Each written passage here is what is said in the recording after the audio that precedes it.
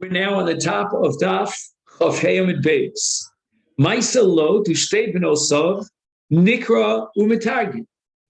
We read the parsha of Lot when the two daughters of Lot had a relationship. They got him drunk and they had a relationship with him. So Gemara says, Pshito Mal, the time I would have thought, Nechish l'chvodo de Avram. Who's the uncle? Avram is the uncle. And you're reading about such, like despicable kind of things that happened to Avram's nephew, Kamash Malan. We don't have to be concerned about this, and we're allowed to translate. Ma'aseh Tomar view the Nikra B'Targem, Pshito Mal, the time Nechish l'chvodo de Yehuda. When you're going to tell the story and translate that Yehuda had a relationship with a harlot, that's going to undermine the honor for Yehuda. We have to translate this parsha because we are really singing the praises of Yehuda in a sense, from one perspective, one dimension, and the fact that Yehuda confessed his sin publicly. Rather than put Tamar to death, he had the absolute courage, for the sake of truth, to publicly humiliate himself, basically, by admitting that she's right, and we did have this relationship, and I was guilty of not giving, Sheila to her as well.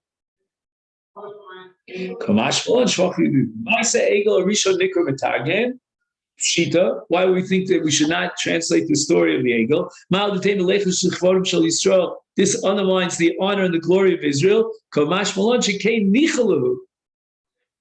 We are doing something that's very important for the benefit of Klal Yisrael throughout the generations. By translating the story of the Egel, Havilu Kapara will generate an atonement for the sin, which we need even today, because of the need of Busha. When a person's sins are publicly declared and he's humiliated, that humiliation is going to bring Kapara. So it's really in our benefit of all Klal Yisrael that we read and translate the parsha of the Egel. Klolos ubrachos nikrin umetagamina. And we have the parsha at the end of Vayikra. We also have one in Dvarim of klolos ubrachos. Pshita. You're going to create a chalisha sadas. People are going to get depressed when they hear about all these klolos. And the Ritva adds that if we were to just translate the brachos and not the klolos, then we've taken part of a parsha, and in effect, we've split the parsha in half, which we can't do.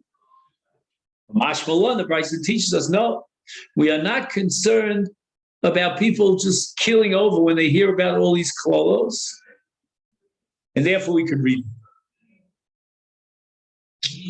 I once had a story. I wanted to hear your opinion about this, Rabbi. I was speaking here in the shul on a Shabbos, and I told over a story. I wanted to convey what Gvuras Yisrael is, Kiddush Hashem. I told the story from the Holocaust. I get a call from the brother of one of the women who heard the shir, and he said, Rabbi, you did the wrong thing. My sister told me she couldn't eat the whole Shabbos after she heard the story. So I'm thinking to myself, we read the klolos on Shabbos.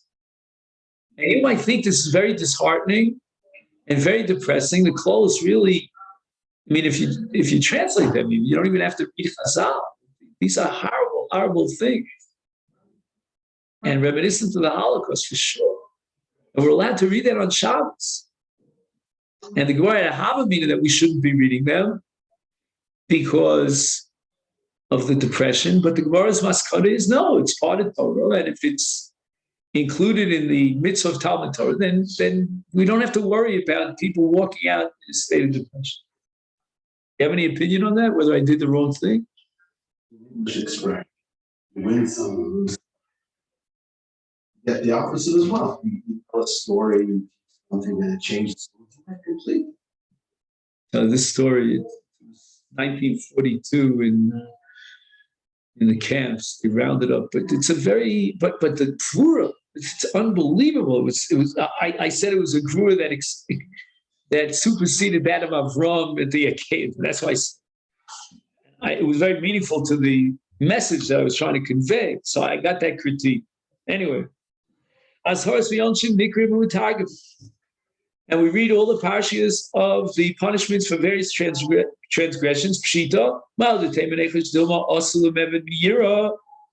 I might think that this would motivate the people to serve Hashem out of fear and not out of love.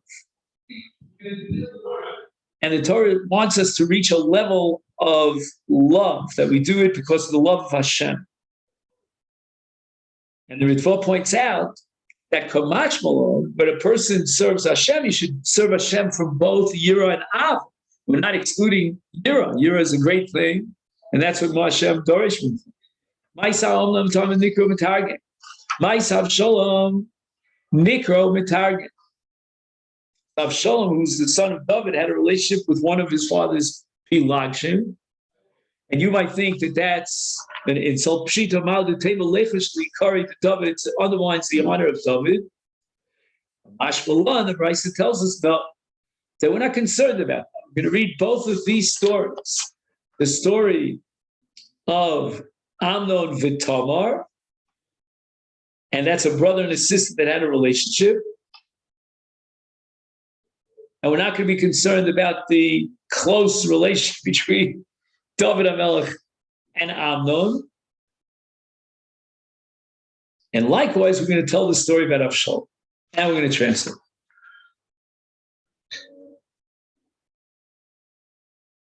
Maisa Pilegesh Begiva Nikra Umitargi. Shita Malda Tema Lechus Ufodum to Binyan. Terrible, terrible episode in Jewish history, which involved more than just a murder. I mean, it's just a butchery. And this was Shevet Binyamin. As a result, the people of the other Shvatim put Binyamin into Cherem, and not only that, they went to attack Binyamin. It was a civil war, all because of Pilegesh Begibur. So maybe we shouldn't be translating that. That really undermines the whole respect that we have for Shevet Binyamin. Kamash Malon, we're not concerned. Hodes Yushalayim is Toavel. Make known to Jerusalem her abominations. A pasuk in Yechezkel Tezayin. And the Mishnah says, or the Brisa, I should say, says that we should translate it. Pshita. No. It's not Pshita at all. Afuke mit Rabbi Eliezer. Rabbi Eliezer would not allow the reading of that Haftarah.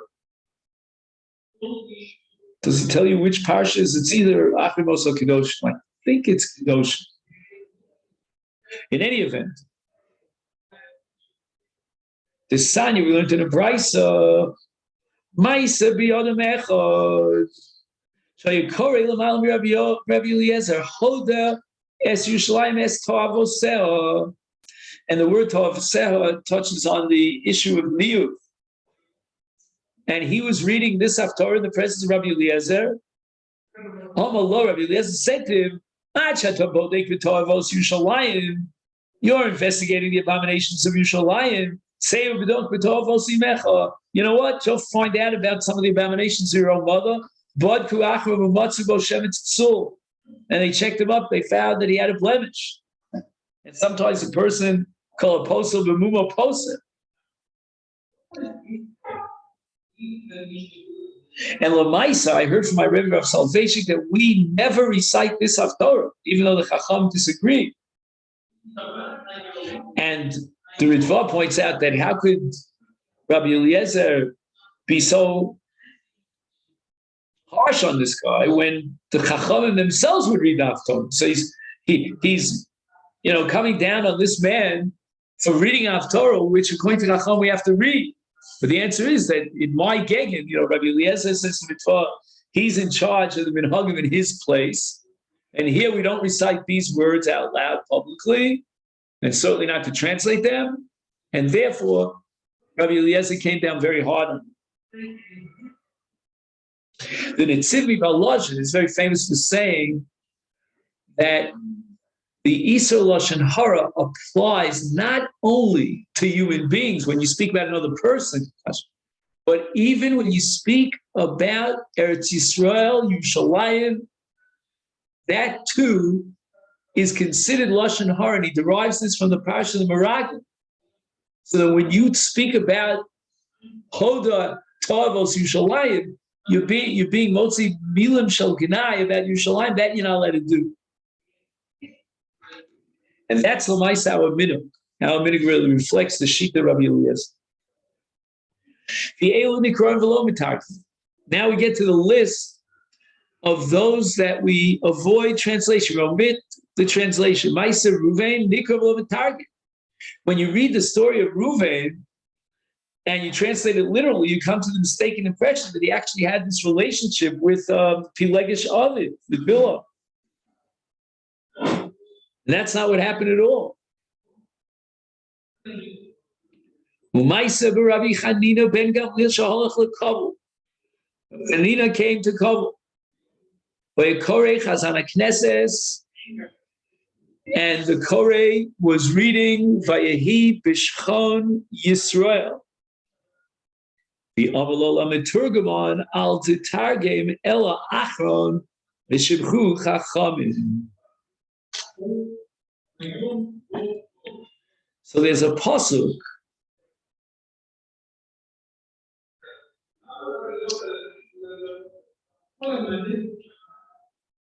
Where's the whole pasuk? Just 1 second. It says, "Vayehi b'shchom Yisrael ba'artzai. Vayelech Ruven vayishkav es Bilah Pilegesh Aviv vayishma Yisrael vayiyu b'nei Yaakov shnei masa." The sons of Yaakov were 12. So Chanina told him, just translate that last part of the pasuk, only that part. Vayiyu b'nei Yaakov shnei masa. But the embarrassing reference to Reuben and his sin, don't translate.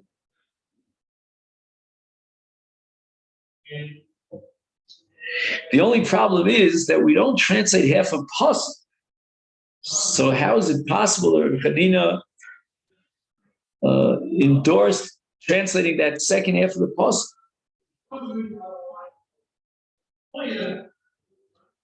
So there's a whole machlokus about the last part of this pasuk. It says Vayu b'nei Yaakov Shem. So if it's part of the pasuk or it's a separate pasuk.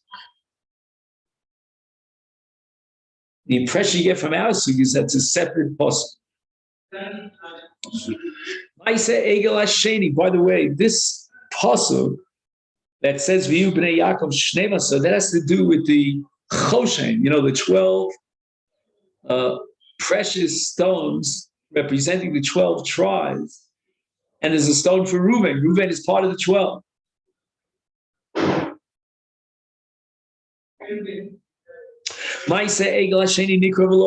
The second part, when Moshe Rabbeinu asks Aaron, why did this happen? How did it happen? Where did this golden calf come from? That section we do not translate. Moshe turns to Aaron. You will read the whole post.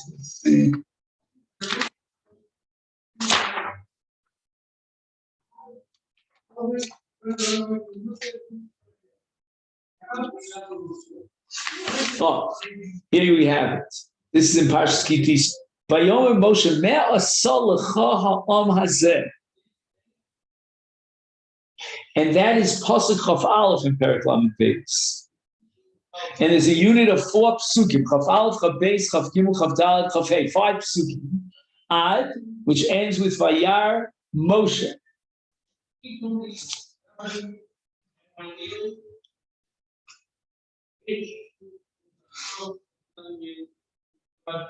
And this we should not translate. Why not? Because a literal translation of this parsha seems to indicate, and I think we mentioned it earlier today, that the Egel Keilu was self-generated. It came out of nowhere. It created itself. Tanya, we learned in the Brayso of Shimon Elazar Omer, Li Olam Ye'odam Zar B'Tshuvosa. A person has to be careful when he answers a question, and Aaron wasn't so careful. Moshe asked him what happened, and he told Shuva Sheishiva Aaron LaMoshe, Hakru Hama'arid. Oh, Shenemar, here's the pasuk. This is the pasuk I was looking for before. And the Ma'arim, they said, Vayetze Egel Hazeh means that the calf created itself. Chas v'shalom. Birchas Kohanim Nikroim v'lo mitargim, we don't translate Birchas Kohanim. Why? That seems like the strangest thing. My time. And where it says Bishum D'Tziv, Yisa Hashem Panavei Lechem Ichunecha. And the word Yisa means the Siyas Kapayim, which means favoritism. That Hashem is no say Panim for the people of Israel. And that's a mistaken conclusion, because what they don't realize is, as the Gemara tells us in Brachos, the people of Israel deserve that special favorite attitude of Mesias Panim, because the Torah says, "V'achaltum savot beirachta," and you're only chayiv birkas hamazon if you eat kidei svia, and they took upon themselves to bench, even if they ate a kizayis or a kibbutz.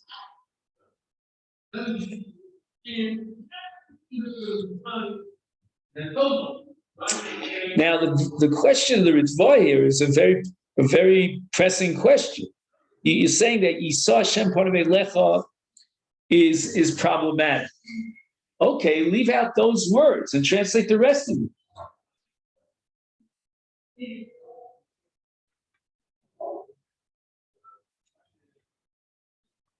Like, for example, you're saying L'cha Shalom.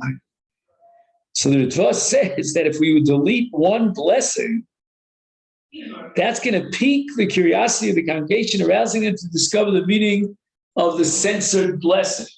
I don't understand this Ritva, because, like, for example, we're skipping the Maisa of Tamar and Amnon, correct? Let's see.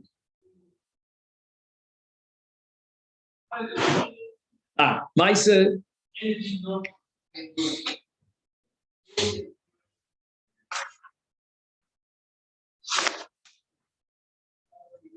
Right?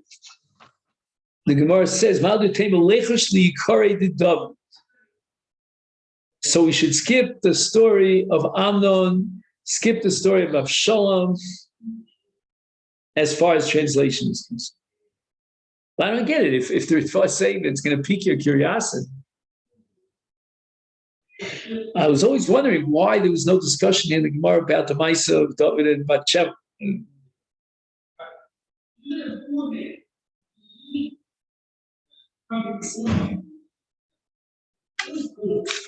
Maisa David v'Amnon lo nikroim lo metagamina. Now this is already the last category, and we don't read it and we don't translate it.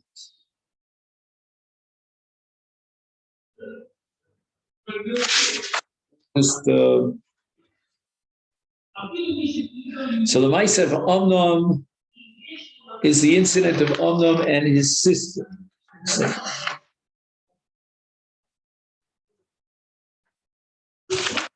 where am I? Sorry, I lost my place for a second here.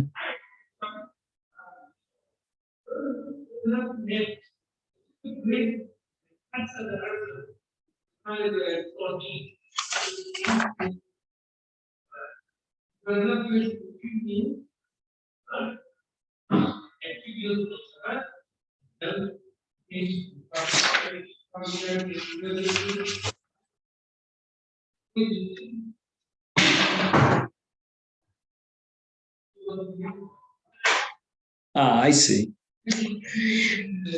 We have to split this parsha in half, the story of Amnon with Tamar, his sister Tamar.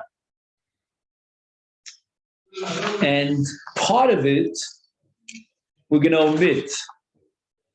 Oh, so you see, I should have read the next line in the Gemara. So how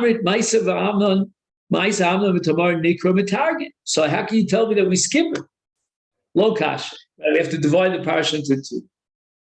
Hadichsiv Amnon ben David. When we get to that part of the parsha, which specifically identifies Amnon as the son of David, that's what we have to admit. That's going to be undermining the covenant of David. But Hadichsiv Amnon Stama, but the part of the parsha where the Torah, the Tanakh does not mention that Amnon was the son of David, so we don't associate Amnon with David, that we're allowed to translate. Torah Rabbanon Kol Mikro Saksuvim Batorah Lignai Korino Son L'Shvat.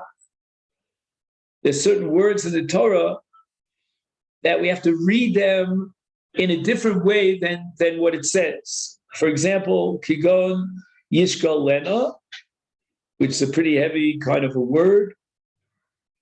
It's not very delicate. So we read it as Yishkavena. Or Ba'apolim Batchorim.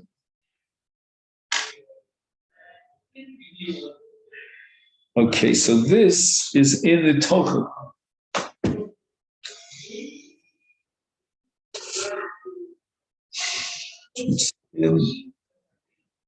So he says Yishkaven is Lashon Nekiya She'ena Miyuchad L'Mishkavei Isha.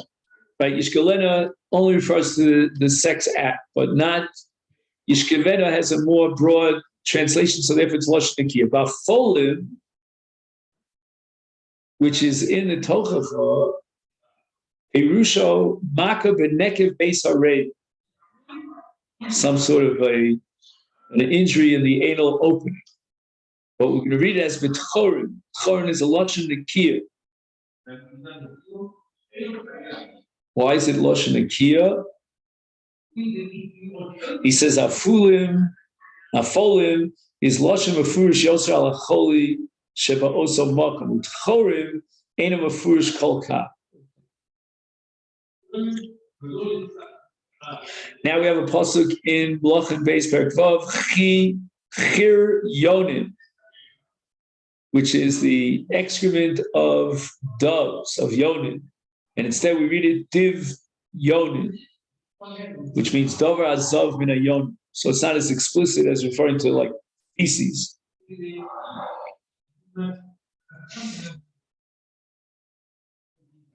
He writes a Kadesh Lo Levazos Es Yisrael Shahayu Ochlim Glolim Shal Yonim B'Shoma. Instead of Le'achol Es Chora Chorayahon, the Lishtos is Meme Shineya. Again, it's a reference to feces. He says 35 dung excreted through the anus.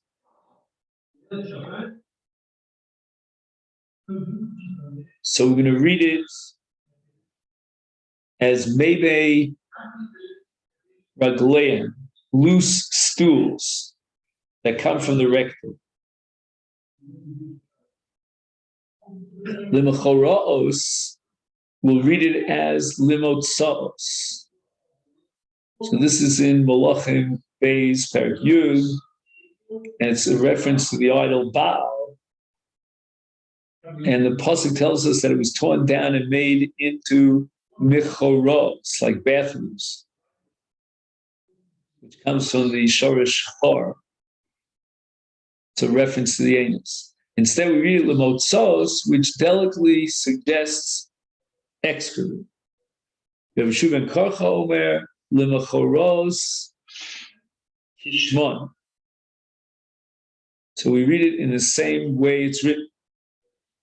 Because we're using this in order to denigrate Baal. Omarav Nachman, Kol Leitzanusa Sira. We don't allow Leitzanas mockery and facetious joking around. Bar mi Leitzanusa Davodas Kochav Deshaya, but we're allowed to make fun and mock idolatry. The Siv, as the pasuk says in Yeshayahu, Korah Bel Kores. Okay. Siv Karsu Karu Yachav Lo Yochlu Maleit Masa. They splash, they squat together.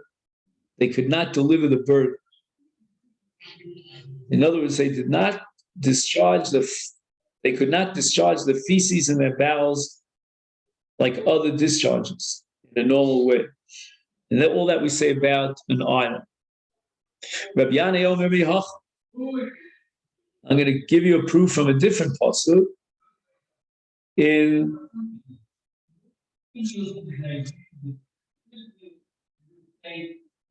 Hosea.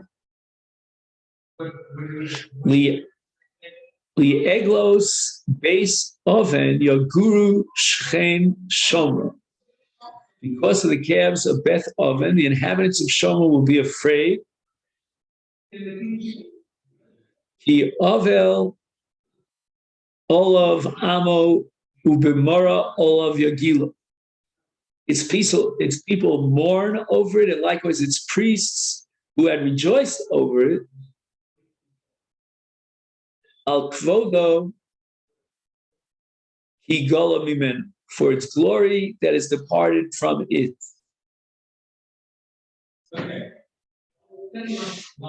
Al Tikri Kvodo El Kvedo. Don't read it as glory, but rather read it as its burden. So the revised, derisive sense of this pasuk and the priests would have rejoiced over the voiding of its burden, i.e., the feces that weighs down in the idol's bowels like a heavy load.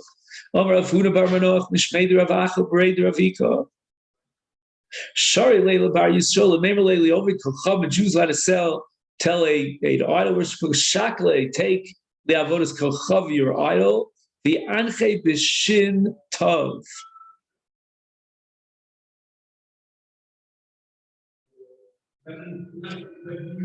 Which means the buttocks. It's like telling someone, go shove it, if you pardon the expression. But this is the source of it.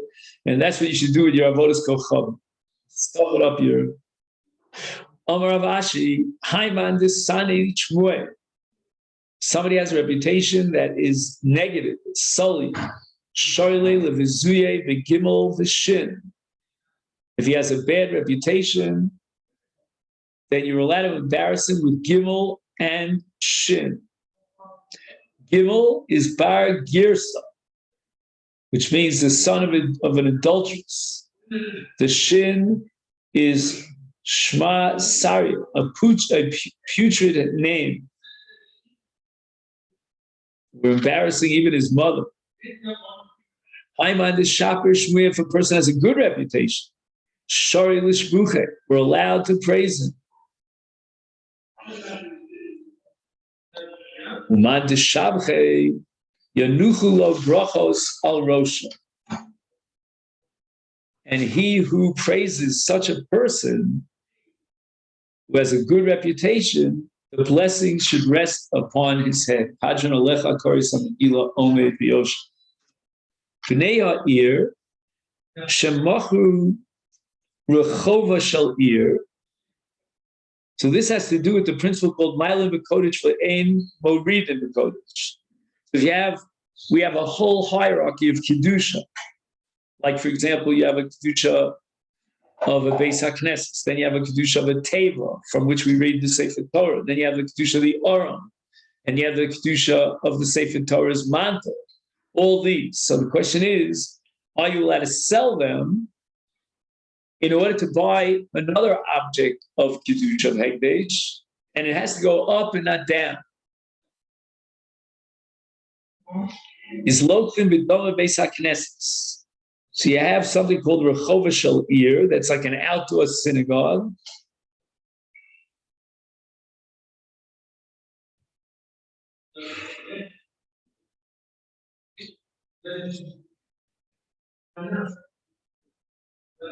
So what gives any sanctity whatsoever to an outdoor synagogue?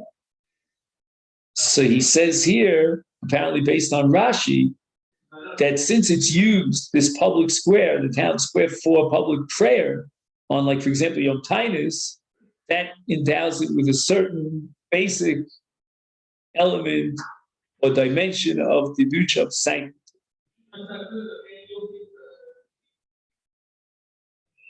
But obviously, you're going up to a higher level if you buy a synagogue with those funds. Base Knesses, you sold the shul. We'll have to see when you're allowed to sell the shul, but the money's lokchim teva. We're going up a higher madrega to a teva, and that's where we read the Sefer Torah on top of the teva. Now they sold the teva, lokchim mitpachos.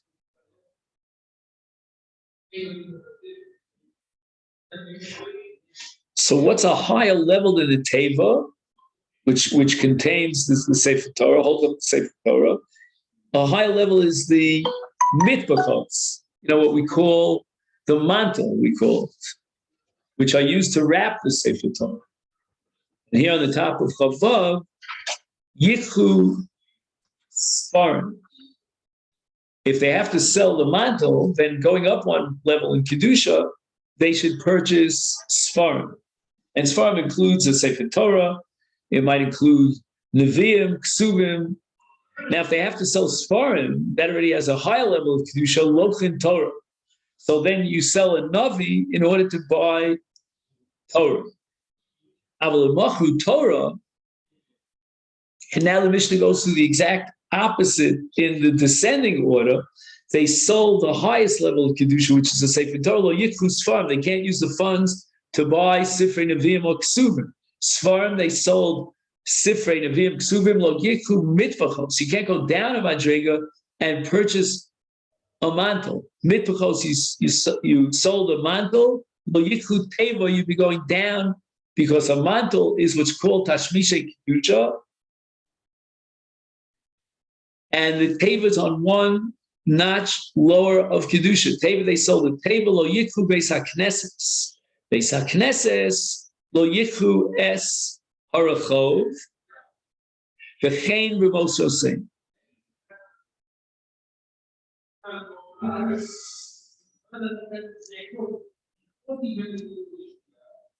He writes here, if part of the proceeds went towards the purchase of objects of greater sanctity, which is the requirement, then use of the remaining money is still restricted.